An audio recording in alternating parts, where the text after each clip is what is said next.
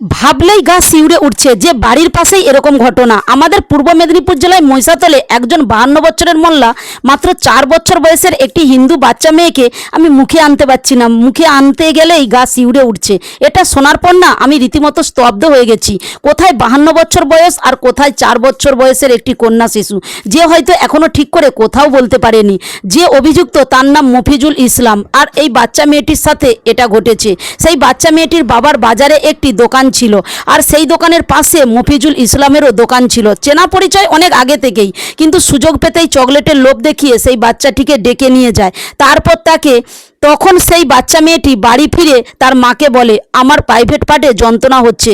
তখন তার মা চেক করে দেখে, তারপর আর বলার মতো নয়। এই ঘটনাটা প্রকাশ্যে আসার পর হিন্দুরা এবং স্থানীয় বিজেপি কর্মীরা একত্রিত হয়ে সেটার বিরোধিতা করে এবং পূর্ব মেদিনীপুরের জেলা প্রশাসন এসে সেই অভিযুক্তকে গ্রেপ্তারও করেছে। তবে অনেক হয়েছে, আর নয়। যেমনটা আমাদের মুখ্যমন্ত্রী শুভেন্দুদা বলেছিল না, সকালে জমা নেব আর বিকালে খরচ করব, এইবার আমরা সেইটা দেখতে চাই।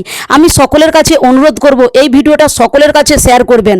পশ্চিমবঙ্গের প্রতিটা মানুষের কাছে যেন এই ঘটনাটা পৌঁছে যায়, যাতে সকলের এই ঘটনাটা সম্বন্ধে জানতে পারে আর এই ঘটনার পূর্ণ বিচার হয়। এইটুকুই বলার ছিল। জয় শ্রীরাম।